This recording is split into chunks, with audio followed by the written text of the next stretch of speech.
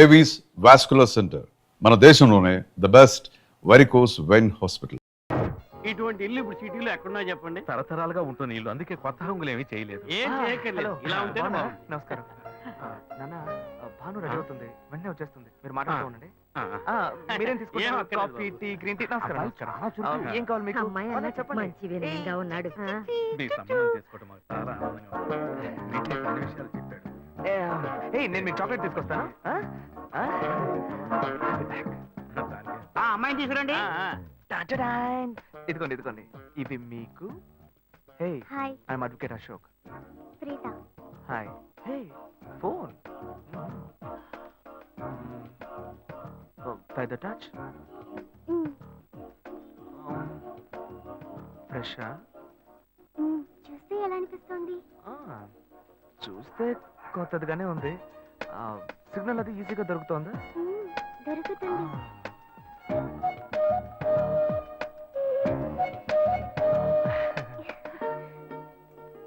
పెళ్లి కొడుకు అమ్మా. అలాగా. హలో. హాయ్ ప్రీత. ఒకసారి పైకి చూడు, పైకి చూడు. It's me Ashok. పైన look up. Hi. Hi. How are you? Fine. ఇంకేంటి విషయాలు? సరే, మిగతా విషయాలు మాట్లాడుకుని సెటిల్ చేసుకుందాం. కొత్తగా మాట్లాడడానికి అమ్మాయికి 100 కాసులు బంగారం, అబ్బాయికి 5 కాసుల్లో బ్రేస్లెట్, 10 కాసుల్లో చైన్. ఆ తర్వాత మిగిలిన కోటు సూట్ అని ఎలాగో మీరే తీసిస్తారు. ఓ పెద్ద ఏసీ హాల్ పెళ్లి చేద్దాం. తర్వాత ముఖ్యమైన విషయం, అబ్బాయికి ప్రమోషన్ వచ్చి జీఎం అయ్యాడు. అలాగా, చాలా సంతోషం. అందుకని ఒక కారు కొనిచ్చేయండి. ఆ తర్వాత చీర, సరే, పాత్రల మొత్తం మీరు ఎలాగో కొనిచ్చేస్తారు. ఇవన్నీ కాకుండా మీరు మీ అమ్మాయికి ఇంకేమైనా ఇవ్వదలుచుకుంటే ఓ ఇల్లు కొనిచ్చేయండి. చూడండి, ఇంతకు ముందు మీరు చెప్పినవన్నీ మాకు కూడా తెలుసు, ఏర్పాటు చేశాం. కానీ ఈ కారు విషయం ఎవ్వరూ మాకు చెప్పలేదే. కారు లేకపోతే మీ ఎల్లుడికి ఆఫీసులో మర్యాద ఉండదు కదా. అది నిజమేనండి, కానీ హఠాత్తుగా చెప్తే మా వల్ల మరి. ఓకే, మీ వల్ల కాదండి చెప్పండి, మేము వేరే చోటు చూసుకుంటాం. అయ్యా తొందరపడకండి అయ్యా. కావాలంటే ఇప్పుడు 75 కాసులు నగలబెట్టి కారు కొనిస్తాం. పెళ్లి తర్వాత కొద్ది రోజుల్లోనే మిగతా 25 కాసులు కొనిస్తాం. అయ్యో, ఇది కుదిరే బేరం కాదు కానీ. అయ్యా, ఎందుకైనా పాపం ఏంటండి మీరు? ఈ మాత్రానికి బతుకుతున్నావు. నువ్వు కొంచెం ఊరుకోరా, ఇవన్నీ పెద్దవాళ్ళు మాట్లాడి నిర్ణయించే విషయాలు రా. పెద్దోళ్ళు మాట్లాడి ఏం ఓడబడుస్తారు? చిన్నాళ్ళు మాట్లాడితే పెళ్లి జరగదా? ఇది వస్తున్నా ఉండు. శివ, 25 కాసులు ఇస్తామని ఇప్పుడు ఒప్పుకున్నావు అనుకో, తర్వాత కొంచెం లేట్ అయ్యో. ఏదో మనం వేళ దగ్గర నువ్వు ఉండవయ్యా. ఇది మనసులో పెట్టుకొని నా చెల్లెలు కష్టాలు పెడతాడు, అది ఏడుస్తూ నా ఇంటికి వస్తుంది. నేను ఊరుకుంటానా? ఈ సంబంధం పోతే ఇంకో సంబంధం. వీడి దగ్గర బేరాలు ఆడతావు ఏంటి నువ్వు? సిగ్గర్ పిచ్చలా నీకు? నోటుకొచ్చేట్టు అడుగుతున్నావు. నేను అబ్బాయి తండ్రిని, నేను సిగ్గుపడాలి? కొడుకులు కంటే నీకు కొమ్ములు ముడతాయా? కుమ్ములు ముల్చాయ్యా, కుమ్ములు ముల్చాయి. మా అబ్బాయిని కని పెంచి చదివించి పైకి తెచ్చి మంచి జీతం తీసుకునే స్థాయి ఉద్యోగంలో పెట్టాను. నేను అడగనా? అవునయ్యా, పిల్లానికి అన్నావు, పెంచావు, పైకి తీసుకొచ్చావు. ఎప్పుడైతే అవసరమో కొనిచ్చావు. సైకిల్ అవసరమైనప్పుడు సైకిల్ కొనిచ్చావు, బైక్ అవసరమైనప్పుడు బైక్ కొనిచ్చావు. సైజ్ చూసి చెట్టి కూడా కొనిచ్చావు. ఇప్పుడు అతని వయసుకి ఓ ఆడపిల్ల కావాలి. ఇప్పుడు వచ్చి బంగ్లా కావాలి, కార్ కావాలని అడుగుతున్నావు. నీకు చీప్ కనిపించట్లా? నేను ఒక్కడే అడుగుతున్నా, అందరూ అడుగుతున్నారు. నేనైనా పర్లేదు, ఒక్క కొడుకునే కన్నాను, మీ నాన్న 2 కన్నాడు. వసూలు అక్కడ చేసుకోడు. నువ్వు బయటోడు కాబట్టి ఇంకా మాట్లాడుతున్నా. ఈ మాట మా నాన్న ఉంటే నరికేస్తావని. చిన్నపిల్లడు ఏదో తెలియక మాట్లాడుతున్నాడు. చిన్నపిల్లడు అయ్యా, నా కూతురు పెళ్లి సమస్య అయిపోతుందయ్యా, రండయ్యా.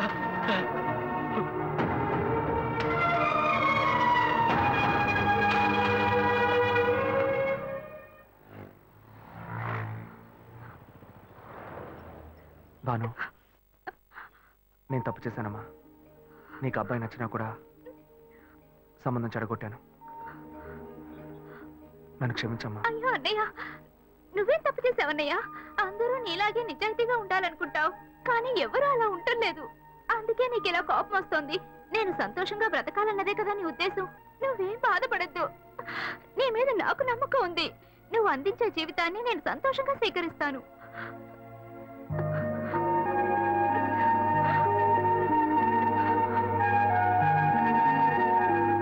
సరేరా, రండి సార్, రండి.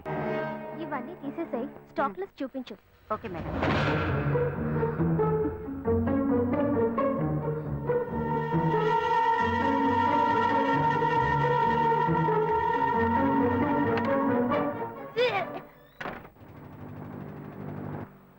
శివ, ఇంట్లో గొడవ. నేను ఇంటికి వెళ్ళను శివ, నీతోనే ఉండిపోతాను. ప్లీజ్ మనం ఎక్కడికైనా వెళ్ళిపోదాం. పెద్దవాళ్ళు మనసు నొప్పించి ఇంట్లో నుంచి పారిపోతే మనం సంతోషంగా ఉండగలమా, లేక వాళ్ళు సంతోషంగా ఉండగలరా? ఎవరికి సంతోషం లేని జీవితం మనకు అవసరమా? నా వల్ల కావట్లేదు శివ.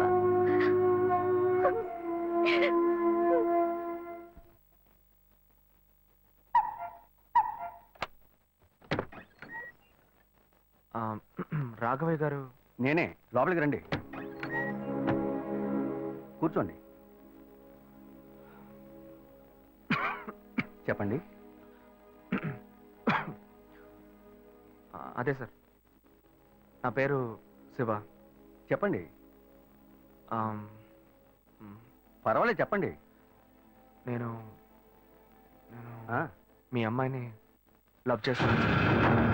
లేవరా, ఎవరు నువ్వు? ఎక్కడి నుంచి చూస్తున్నావు? అది కాదు సార్. రాను రాను మీ ఆగడానికి హద్దు లేకుండా పోతుందిరా. సార్ నేను చెప్పేది కొంచెం ప్రశాంతంగా వినండి. మర్యాదగా లోపలికి పిలిచి కూర్చోబెడితే నీ బుద్ధి చూపించావు చూడు. అది కాదు సార్, నేను చెప్పేది. బయటికి పోరా, బయటికి పోరా. సార్ నేను చెప్పేది బయటికి ప్రశాంతంగా పోతావా వినండి. లేదా? ఇదిగో చూడు, అనవసరంగా టెన్షన్ పెట్టొద్దు. సార్ అది కాదు సార్, నేను చెప్పేది. బయటికి పోరా. ఏరా, నేను కనవాలంటే ఎవరు లేరా? అట్టగా బయలుదేరి వచ్చేసావా? ఆపోయా. ఆ? ఏంటయ్యా నువ్వు వదిలితో మాట్లాడుతూనే ఉన్నా? నేనే ఎంత ప్రశాంతంగా నీతో మాట్లాడుతున్నాను. ఏమయ్యా, నీ కూతురు ఎన్నేళ్ళగా లవ్ చేస్తున్నానో తెలుసా? డైలీ డ్రాప్ చేస్తున్నాను, పికప్ చేస్తున్నాను. నేను ఎవరైనా కూడా నువ్వు ఇప్పటిదాకా తెలుసుకోలేదే. అదే ఎంత పెద్ద తప్పు. అమ్మాయిల కన్నా వాళ్ళు ఇంత కేర్లెస్ గా ఎలా ఉంటారయ్యా? ఇంతవరకు వాడు గొడవ చేస్తున్నాడు, వాడి పని పెడతాడని ఏదైనా కంప్లైంట్ వచ్చిందా నీకు? రాదు, ఎందుకంటే ఆ కంప్లైంట్ నేను చూసుకుంటున్నా. కానీ నీ గురించి చాలా కంప్లైంట్ నా దగ్గరకు వస్తున్నాయి. డైలీ ఓ పెళ్లి కొడుకుని తీసుకొస్తున్నావట. నీ కూతురు మనసు ముక్కలైపోయింది. అతనికి అర్థమయ్యేలా చెప్దాం అనుకుంటే మాట్లాడుతూనే ఉన్నా. ఓయ్, అల్లుడి కోసం ఊరంతా వెతకొద్దు. నీ కూతురికి నేనే మొగ్గుణ్ణి, అర్థమైందా? ఇంకే నా కొడుకైనా గడప దాటి లోపలికి రావడం నేను చూశాను.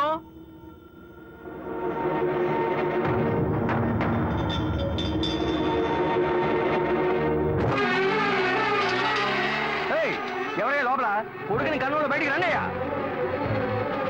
ఎవరండి మీరు? ఏం కావాలి? ఇప్పుడు ఇది నీకు చాలా ముఖ్యం. కొడుకుని కని పెంచావే, వాడికి తగిన వయసులో పెళ్లి చేయకుండా ఎక్కడైనా ఎవరింట్లో అయినా పెళ్ళుంటే లేపుకు పొమ్మని చెప్తున్నావా? ఏమయ్యా, అరవకయ్య అందరూ వేడుక చూస్తున్నారు. ఆ? చూడనివయ్యా, బాగా చూడని. మీ అబ్బాయి మా ఇంటికి వచ్చి వచ్చినప్పుడు నా మర్యాద పోలా, ఇప్పుడు నీ మర్యాద గుర్తొచ్చిందా? వాడు బయటికి వెళ్ళాడు, రానండి, మేము అడుగుతాం. మీరు అనవసరంగా గొడవ చేయకండి. ఈ అమ్మాయి పొదలో తెలియట్లేదే, ఇంటి దాకా వచ్చేసాడు. ఇంకోసారి మా ఇంటి పక్కకు వచ్చాడంటే అంతే సంగతి. ఏమయ్యా, వాడికంటే నువ్వు చాలా పెద్ద గడిలా ఉన్నావు. వాడిని పైన పెట్టుకుని వస్తే అడుగుతా అంటున్నావు. పిలవయ్య వాడిని. అయ్యో, వీడు వాడు కాదు, వాడి తమ్ముడు. ఊరిని చెడదొప్పడానికి ఒక్కడి చాలని ఒకే మాదిరిగా ఇద్దరిని కన్నావు నువ్వు. ఏయ్, వాడు రాగానే అడుగుతానని చెప్పాను కదా, పో బయటికి. మళ్ళీ వాడు గాని మా అమ్మాయిని చూడడానికి వస్తే నేను ఎవరో చూపిస్తా. తప్పకుండా తప్పకుండా. అంతా నాకు ఎవరండి ఆయన? రౌడీలాగా బెదిరించి వెళ్తున్నాడు. ఎవరికి తెలిసే? ఎవరు ఎక్కడి నుంచి వస్తున్నారో, ఎందుకు తిట్టిపోతున్నారో బొత్తిగా తెలియటం లేదు. కానీ వచ్చిన వాడు మాత్రం ఒక అమ్మాయి తండ్రి. నీ పెద్ద కొడుకు అక్కడికి వెళ్ళి గొడవ పెట్టుకొచ్చాడు, అది మాత్రం తెలుసు. ఇప్పుడు వాడి వల్ల మనకు కొత్త సమస్య వచ్చింది. అమ్మయ్యా, మన బెటర్ కాదు. పోన్లే. నాన్న, ఎవరన్నా అంకుల్ నిన్ను చాలా బ్యాడ్ గా మాట్లాడాడు? నీకు తెలిసింది, వాడికి తెలియట్లేదే. అవునన్నా, అది తలుచుకుంటుంటే నాకే చాలా బాధగా ఉంది. చాలా ఫీలింగ్ ఉంది నాన్న. వాడిని రానిపో, నేనే తనతో మాట్లాడతాను. రేయ్, నువ్వెందుకు వాడితో మాట్లాడటం? వాడు రౌడీరా, నీతో గొడవ పడుతూనే ఉంటాడు. నువ్వు వెళ్ళు, పైకి పో. లేదు నాన్న, వాడిని రానివ్వు. నేను ఒక లాయర్ని. నా ఇంటి ముందు ఇలా జరగడం చాలా అసహ్యంగా ఉంది నాన్న. రేయ్. నేను మాట్లాడతాను. రేయ్, వాడిని కన్నందుకు ఇదంతా నేను అనుభవించాలరా, నీకెందుకురా? నువ్వు పైకి వెళ్ళు, తర్వాత మాట్లాడుకుందాం పో. సరే.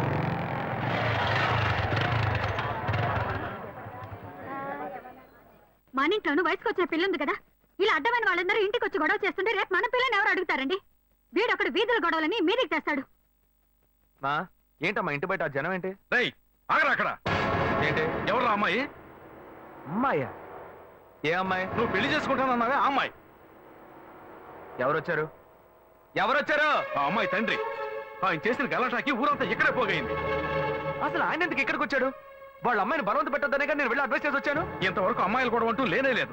అది కూడా మొదలెట్టావు నువ్వు. ఇదిగో చూడు, అసే, వీడు మనల్ని ప్రశాంతంగా బతికినోడే మన నల్లని పెట్టడానికి కడుపును పుట్టాడు. ఊరికే నోటు పెట్టినట్టు మాట్లాడుకో. ఇంటికి వచ్చిన వాడు ఎలా తిట్టిపోయాడో తెలుసారా? నాకు ఊరేసుకొని చావాలనిపించింది.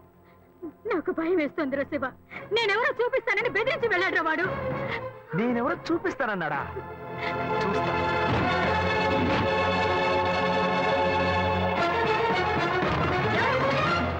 ఏం చేస్తున్నారు నువ్వు? ఏంటి దౌర్జన్యం? నువ్వు మా ఇంటికి వచ్చి గొడవ చేసినందువల్లే మా ఇంటి ఆయన మీ ఇంటికి వచ్చి చెప్పారు. అన్నిటికంటే అది మా పిల్ల. దాన్ని మేము ఎవరికైనా ఇచ్చి పెళ్లి చేస్తాం, మా ఇష్టం. అది కాదనడానికి నువ్వెవరు? ఏంటి? మీ పిల్ల మీ ఇష్టమా? మాలాంటి కుర్రాళ్ళు ఒక అమ్మాయిని చూసి మాట్లాడి ఇష్టపడి పెళ్లి చేసుకుందాం డిసైడ్ చేసుకుంటే, మీలాంటి పెద్దవాళ్ళు ఊళ్ళ నుంచి సొంత వాళ్ళు మేనమావని ఎవనో ఒకటి తీసుకొచ్చి బలవంతం పెళ్లి చేయిస్తారు. ఆ పెళ్లికి మేము వచ్చి కూర్చొని సన్నాయి మేళ వాయిస్తాం అనుకుంటున్నారా? తోలు తీస్తా. ఎక్కడ రాఘవ? ఏయ్ రాఘవయ్య, ఇటు రావయ్యా, ఇటు రావయ్యా, రా.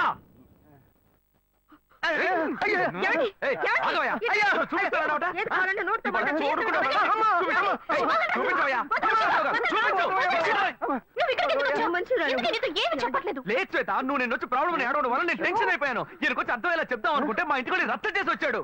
మా నాన్న మామూలుగా నా గురించి మంచి చెప్తేనే నమ్మడు. ఈయన వెళ్ళి అమ్మాయి మ్యాటర్ అని చెప్పాడు. ఇక చెప్పాలా?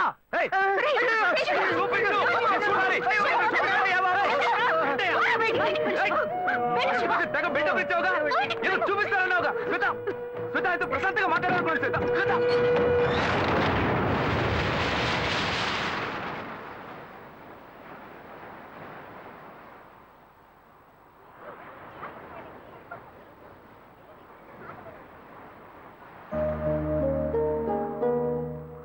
శివ, నీతో కొంచెం మాట్లాడాలి. మాట్లాడు.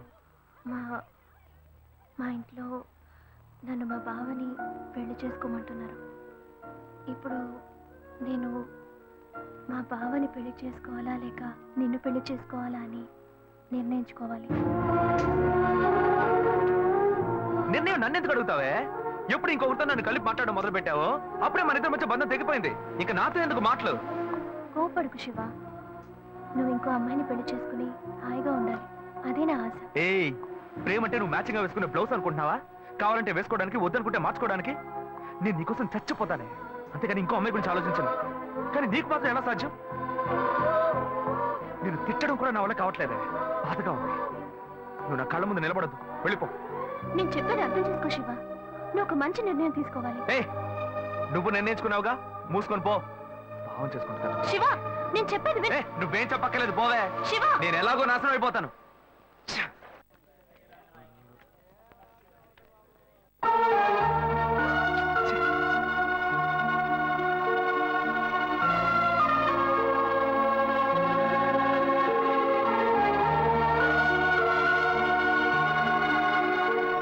హలో హలో, నేను గాయత్రి మాట్లాడుతున్నా. అశోక్, నేను అర్జెంట్ గా నీతో మాట్లాడాలి, ప్లీజ్ అశోక్.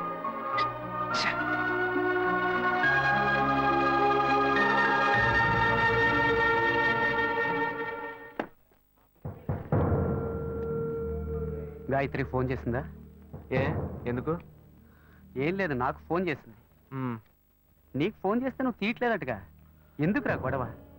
నా మాట వినరా, తను పోలీస్ కేసు పెడతానంటుందిరా. Police case? అదంతా నేను చూసుకుంటాను కానీ నువ్వు వెళ్ళు. మావా, నేను నీ మంచిగా చెప్తున్నానరా. ఈ అడ్వైస్లే వద్దురా, బయలుదేరు. తొక్కల అడ్వైస్. ఆ తర్వాత నీ ఇష్టం.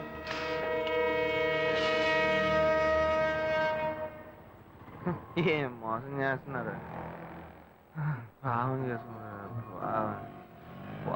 ఎదురుగా వచ్చి కూడా తెలియనట్టు పోతున్నాడు చూడు. రేయ్, ఆగరా. ఒక అమ్మాయికి ద్రోహం చేసి ఏమీ తెలియనట్టు పోతున్నావే, నువ్వు అసలు మంచివేనా?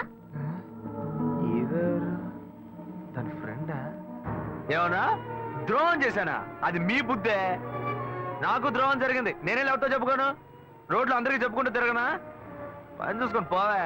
రేయ్, మీలాంటి జనాలంతా కాలర్ పట్టి అడిగే వాళ్ళు లేరనే కదా ఇలా చేస్తున్నారు. కానీ నేను నిన్ను వదలండ్రా. ఏం చేస్తావు? ఏం చేస్తావు? మీలాంటి అమ్మాయిల గురించి నాకు చాలా బాగా తెలుసు. నువ్వేం చేయగలవో వెళ్ళి చేసుకో, నేను చూసుకుంటా. నీ గురించి తెలిసిపోయిందిరా. కావాలంటే వెంట తిరగటం, వద్దనుకుంటే గెంటేయటం, అదే కదా నీ బుద్ధి. ఏంది? అది తమ్ముడు చెప్తున్నారా? మొహం పచ్చడైపోద్ది. ఇష్టం వచ్చినట్టు ప్రియుల్ని మార్చేస్తారు. అడిగితే తప్పు మా మీద ఇలా వేస్తారు. అన్యాయంగా మాట్లాడుకురా. ఆడపిల్ల వస్త్రం నీకు తగలకపోదు. ఏ మగాళ్ళు ఉసురు పొయ్యూతూ ఉంటుందా?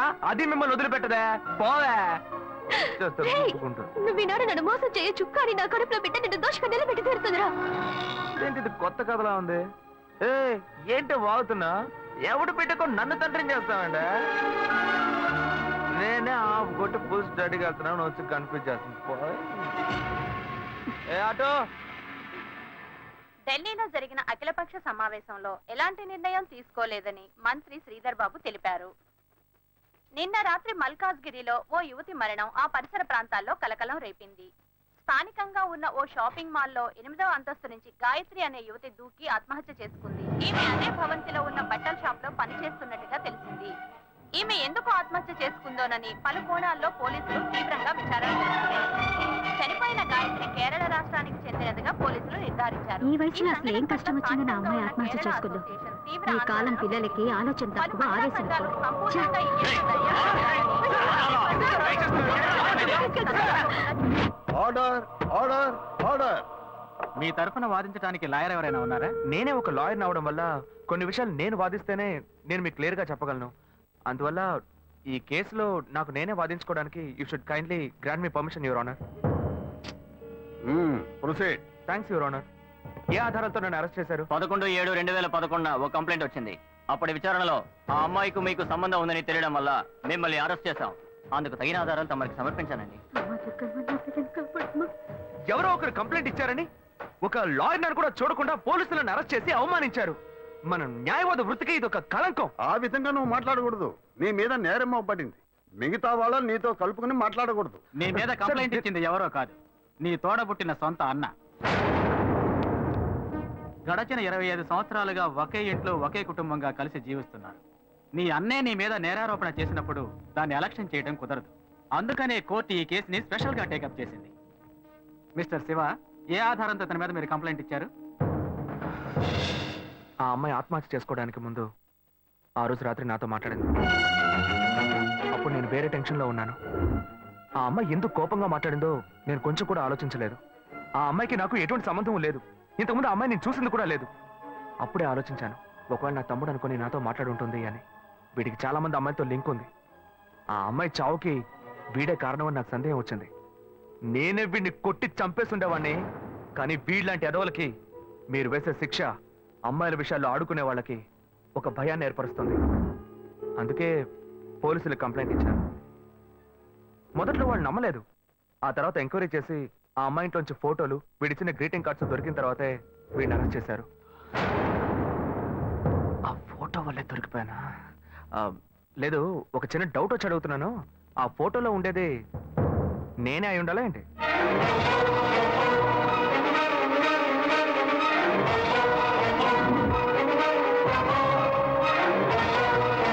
ఇద్దరు ఒకే మాదిరిగా ఉండటం వల్ల ఈ ఫోటోని ఆధారంగా తీసుకోవడం కుదరదు. వర్కౌట్ అయిపోయింది. దొరికావరా? ఆ అమ్మాయి ఆఖరిసారిగా మీ సెల్కే ఫోన్ చేసింది. ఆమె కాల్ డైల్ నెంబర్లో మీ నెంబర్ నమోదైంది. దీనికి మీరేం చెప్తారు? అయ్యుండదు సార్. నేను నిజాయితీ గల లాయర్ని. నాకు చాలా మంది క్లయింట్స్ ఉన్నారు. ఆ అమ్మాయికి ఉన్న సమస్యకి ఎవరినైనా ఐడియా అడుగుంటుంది, వాళ్ళు నా నెంబర్ ఇచ్చి ఉంటారు. నేను బిజీగా ఉండడం వల్ల ఆ అమ్మాయి ఫోన్ అటెండ్ చేసి ఉంటాను. అంత మాత్రం నేను నేరస్తున్నా అవుతానా సార్? ఇప్పుడు నేను మీకు ఫోన్ చేస్తాను, మీరు ఎత్తలేదు, నేను చస్తాను. నా చావుకు మీరే కారణం అవుతారా? అప్పుడు పోలీసులు మిమ్మల్ని కూడా అరెస్ట్ చేస్తారా? సార్, వీడు తప్పు చేసి లాయర్ తెలివితేటలతో కన్ఫ్యూజ్ చేసి తప్పించుకోవాలని చూస్తున్నాడు. అన్నయ్య, నా మీద నేరం మోపుతున్నావు, పర్వాలేదు, నేను నీ తమ్ముడిని. కానీ నా లాయర్ వృత్తిని మాత్రం తప్పుగా మాట్లాడద్దు. తర్వాత బార్ కౌన్సిల్ ఉన్న లాయర్స్ అందరూ నీ మీద కేసు పెడతారు. చెత్త నా కొడక. చూడండి, మీ ముందే ఎంత కోపడుతున్నాడు. Don't use unparliamentary words inside the court. ఏది మాట్లాడాలనుకున్నా ఎమోషన్ అవ్వకుండా, ఆవేశపడకుండా మాట్లాడండి. నా తోబుట్టు అయినందువల్ల ఈ కేసు తీసుకున్నామని చెప్పారు. మా ఇద్దరిని కన్నా పేరెంట్స్ని పిలిచి అడగండి సార్. వాళ్ళని చెప్పనివ్వండి. ఆ తర్వాత నాకు ఉరిశిక్ష వేసినా ఆనందంగా స్వీకరిస్తాను. అయ్యా, నా బిడ్డలిద్దరూ దుర్మార్గులు కారండి. నా కడుపులో ఒకటిగా ఉన్నవాళ్ళు ఇప్పుడు పాము ముంగేసేలా తెగ కొట్లాడుకుంటున్నారు. చిన్నతనం నుంచి చిన్నాన్ని చూస్తే పెద్దవాడికి అస్సలు పడదు. ఇంట్లో కొట్లాడుకుంటుంటే మేం విడదీస్తుంటాం. ఇప్పుడు కోర్టు దాకా వచ్చారు. నా బిడ్డ ఏ తప్పు చేయలేదండి. పెద్దోడు ఎందుకు ఇలా చేశాడో తెలీదు. అయ్యా, మీరే వాడికి కొంచెం బుద్ధి చెప్పి పంపించండి. ఒకరోకే. నెక్స్ట్. అయ్యా నమస్కారం అయ్యా. తమ్ముడికో కష్టం వస్తే వాడిని కాపాడడానికి ఎక్కడైనా అన్నే ముందుంటాడు. ఇక్కడ ఏంటంటే ఎవడో చేసిన తప్పుకి తమ్ముడిని వీడు తీసుకొచ్చి కోర్టులో నిలబెట్టాడు. ఈ లోకంలో ఇది ఎక్కడైనా జరుగుతుందా? మంచి పాయింట్ బయటకు లాగాడే. బేసిక్గా ఈయనే మన అసిస్టెంట్ గా పెట్టుకుందామా? నా కొడుకు ఏ తప్పు చేసి ఉన్నాడు, వీడు తప్పు చేసేవాడు కాదయ్యా. మీ తల్లిదండ్రులు ఇచ్చిన వాంగ్మూలం చూస్తే మీ తమ్ముడి మీద లేనిపోని నింద మోపుతూ కేసు పొడిగిస్తున్నారని చెప్తున్నారు. ఇతనే నేరస్తుడని నిరూపించడానికి మీ దగ్గర ఇంకేమైనా ఆధారం ఉందా? వేసిన ప్లాన్ భలే వర్కౌట్ అయింది. రేషకు ఎస్కేపే. మొన్న నిజమేదో మీతో చెప్పేశాను, ఇక చెప్పడానికి ఏం లేదు. కానీ ఆ రోజు అమ్మాయితో మాట్లాడినప్పుడు ఏదో మనసుపరంగా మాత్రమే బాధపడ్డట్టుగా అనిపించలేదు. శారీరకంగా కూడా బాధపడి ఉండాలి. ఆ అమ్మాయి పోస్ట్ మార్టం రిపోర్ట్ మీ దగ్గర ఉంది. వీడికి డిఎన్ఏ టెస్ట్ చేయండి. వీడు మంచోడో చెడ్డోడో మీకు తెలుస్తుంది, ఈ లోకానికి తెలుస్తుంది. మళ్ళీ ఇరికించావు కదరా. వీడి అన్ని చెప్పేస్తున్నాడు చూడండి. శివ చెప్పిన విషయాన్ని కోర్టు ఆమోదించి నేరం మోపబడ్డ అశోక్ కుమార్ కి డిఎన్ఏ టెస్ట్ చేయించి ఆ రిపోర్టు కోర్టుకు సమర్పించేలా చూడాలని, అంతవరకు అశోక్ కుమార్ విన్నపాన్ని అంగీకరించి అతన్ని కండిషనల్ జామీనుపై విడుదల చేసేందుకు ఈ కోర్టు ఉత్తర్వులు ఇస్తోంది. This court is urgent.